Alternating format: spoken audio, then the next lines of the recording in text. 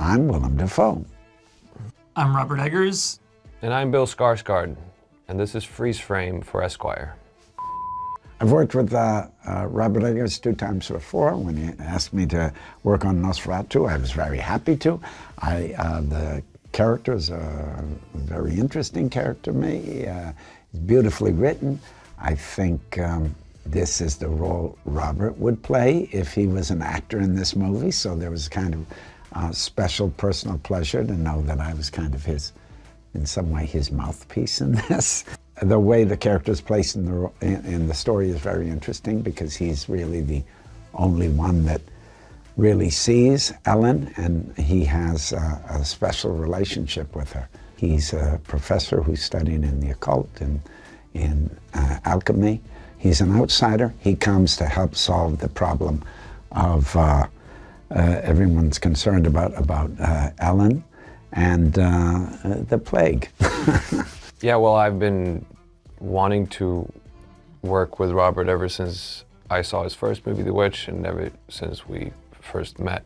And yeah, when he approached me with the possibility of playing Orlok in his version of Nosferatu, I did not know if I could deliver for him, but I was very eager to try. I read the script the first time 9 years ago. It hasn't changed all that much, but he's one of the greatest filmmakers alive, I think, and the fact that he put his fate in me to carry the monster in his version of Nosferatu is, yeah, it's a pleasure. Yeah, I watched the original 1922 film by Murnau when I was 9 years old, and it was, you know, incredibly compelling. Max Schreck's performance as the vampire is, of course, iconic, and it stayed with me, as well as the haunting atmosphere. And what I think what continued my attraction to it as an adult was that Murnau and his collaborators turned Bram Stoker's novel of Dracula into a simple fairy tale. And as a teenager, I did a play of it in high school, and the artistic director of a local theater company invited me to do a more professional version of it at his theater. And this sort of changed my life and cemented the fact that I wanted to be a director, and it also imprinted Nosferatu as a powerful part of who I was and am as a creative, as someone who makes creative works, even though I had never made this film. This is such a remarkable cast, you know, all very brave, very committed actors, very hungry actors, and actors who really wanted to be there. It was such an enjoyable experience on set to know that everyone was so like hungry and willing to, you know, do their job. But it's you know, like it takes a lot to truly shed yourself and just jump in to the world and become, especially if you're playing like a 400-year-old person who like is incapable of imperfection. You know, Lily-Rose Depp has to do really challenging things with her body and her emotion, you know, that are like very exhausting. And Willem Dafoe has to remember all the ridiculous lines that I write for him.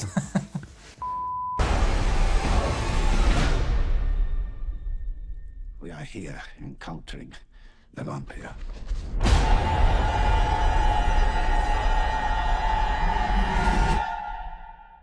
Nosferatu. Well, what do you say? I mean, the first shot is a funny one because it's one of those annoying things for film dorks because it's not in the movie. It's a really cool shot, really like the shot, but where it was intended, we was actually ruining some tension to know that Bill was around, and we needed to keep him more mysterious. But if you would wish to purchase the Blu-ray, it is in the extended version of the film. Yeah, it's very daunting. You know, it's not my first time going through a lot of prosthetics and playing sort of a transformative character, but it's daunting, and it's. I do really enjoy this process, but it's very abstract, and it begins very abstract as well, where you're just like, okay, you sound like this, and you work with the voice, and you're trying out different physicality, you know, postures, or does he move, and how does he, everything from just like facial expressions. Like I worked a lot on facial expressions with my face, in the mirror or recording myself. but you don't know how it's going to translate until you get the prosthetics on. Robert reached out and I heard sort of, he shared with me his research and his ideas. He's obviously been thinking about this character for a long time. And I'm like, okay, why me? I mean, this you want something that is so far away from who I am, how I look, how I speak, everything, how old I am, that I'm like, why do you think I can do this? But the fact that he did think that I could do this was the motivator, and part also the belief that I could myself. By watching the first bust of the molds of the piece that David White had done, I'm like, well, this guy was alive 300 years ago, and when he was alive and well, he was very handsome, I think, but he did not look like me. The first time you try the pieces on, you're just constantly, every single stage, you're just like, wait, what's happening? And I was worried because it was such a leap from my own facial structure that I was worried that I wouldn't be able to breathe life into it. But once we had like all the final pieces started coming on, I saw something that I started to believe in, something that I thought that I could believe existed. And without that, I think the whole performance falls apart. Face and hands were 3 hours, and the full body was 6 hours. Like, I needed a big runway to access him. So it wasn't a character where I could just jump into him. So which meant that the voice was a whole ordeal, and that was the thing that I was probably most concerned about when we were gearing up to shoot and when it was coming closer and closer. And the first real scene I did was a 5-page dialogue scene with Nick. It's also the first time.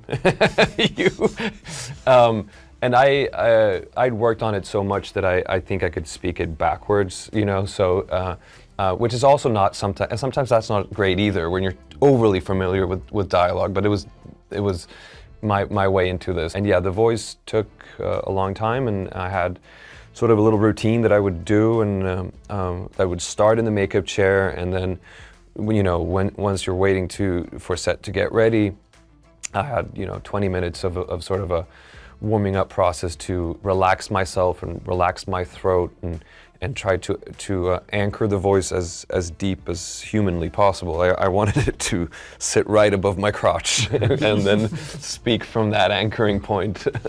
Pennywise was just, it was a very different character, and it was a very, you know, Andy Muschietti directed that, and he's a very different director, and it was a lot. It was that whole process was just about searching. What is it? What can it be? It could be this. It could be that. It was very explorative. I think it's helpful that you've gone through it, in the sense that you know, okay, makeup comes on, prosthetics comes on, and then once you get the prosthetics on the first time, I go in and I just start recording the scenes with the face, and so there's, you know, so many recordings, and then I start studying what my face does with the prosthetics as I'm reading it onto my phone. Like, oh, the prosthetics look like shit when you pull it back up, and then when you're lowering it down, but if it's too low, you lose the eyes, all of that kind of stuff.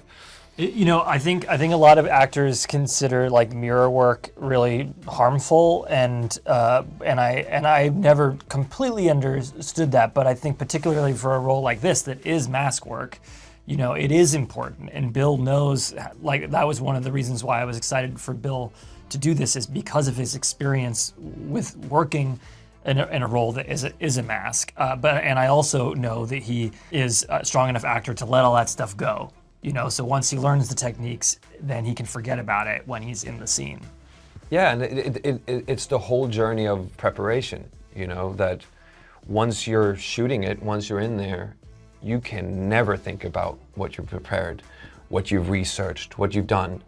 Then you're just supposed to be activated and alive. Sometimes I just put fate in that, you know, and with this one, it was because I was so caught up in my head in leading up towards it, that when we did our second camera test, and I think that was the third time I had the prosthetics on, and the cameras were rolling, and you hear the subtle sound of film going through the camera, and Jaren has 150 candles that are lighting your face, and I have the fur on, And I was like, oh, thank God. When I just felt him be activated, and that was a huge sense of relief. And for me personally, a lot of the times a character is never really truly activated until it's go time, until it's action. You know? Come to me. Come to me. Hey, Michael. Come to me. Okay, so it's a sort of truncated version of the prologue that plays in the first trailer. So, I mean, the most notable thing that makes this version of Nosferatu unique and was the reason to bother to do this again, it is Lily-Rose Depp's character's story. It's the female protagonist's story. In the Murnau film, she's described as a somnambulist, and sleepwalkers in the 19th century were thought to be able to be tuned into another realm. And that was really exciting, because then I got to research this and create a character who's a woman who's living in 19th century society, but she doesn't exist well there. And to see her, feeling alone, having these feelings and impressions and visions and things that she doesn't have language for, and no one understands her, and they're calling her hysteric, and the only person who can understand her is this demon lover, this vampire over here, and so the story becomes this twisted love triangle between her husband, who loves her but can't understand her, and this guy. Thankfully, That whole story. Thankfully, Professor von Franz comes around and is another person like in her milieu who is able to connect with her and help her on her way. I think she gives a great performance. I saw the movie again for the second time when it opened in Berlin, and that's what really impressed me. She was born to do this, and Rob set her up perfectly, and she went beyond. The scenes I had were very sweet because my character sees her, and they have kind of complicity. He sees her, recognizes what she's going through, and accepts certain aspects of it where nobody else understands it at all. They think it's a horrible thing, but I think Von Franz looks beyond the grave. He's interested in the unseen, he's interested in beyond. And there's certain things he accepts as natural and part of the course of things that the other people are in denial about. I have seen things in this world that would have made Isaac Newton crawl back into his mother's womb. We have not become so much enlightened as we have been blinded by the gaseous light of science. I have wrestled with the devil as Jacob wrestled the angel in Peniel, and I tell you, if we are to tame darkness, we must first face that it exists. Meine Herren, we are here encountering the undead plague carrier, the vampire. Nosferatu. I have an acting teacher who would say you should never get this close to someone unless you're going to kill them or kiss them. Anyway, Willem? It's all in the writing. It's all there. What can I say? They're giving me a hard time because they think I'm crazy or I'm eccentric. They aren't listening to me, and this is me biting back, giving my pushback to all the people that think I'm full of shit. Well, I just remember, you're always conscious when you're saying the title of the film. So I remember that close-up. That's not a scene as it exists in the movie, is it? No. Okay, so it's a series of images, and there's one juicy close-up at the end where I say Nosferatu in a kind of sort of ominous way. So it's important you're saying the film's title, so that's all I remember. For sure. How many different versions did you say? I don't know. I forget these things. Nosferatu? I forget the pain. Did you add a question I mark? forget the pain. Nosferatu? Nosferatu. Nosferatu. People and situations is probably important. The director is very important, because if you're going to give yourself to something, if you're going to submit to an activity, submit to a world, the person that makes that world, that's responsible for the whole thing, you better be into them, you better believe in them, and you better be able to trust them. So, I mean, I've worked with Rob 3 times now, and I'll work with him again. As I feared. Wait, what, my boy? Cannot you see? Well, see what? See that she is cursed. Cursed? Yes, cursed. This dear young creature is possessed of some spirit. Perhaps a demon. I beg your pardon? I assure you, Harding, the professor means this is hyperbole. No, I mean Yes. a demon. You jest. But what of your own discoveries of macabre hallucination pathologies? This is not one. You cannot conceivably have perceived all of this. How should this happen to Ellen?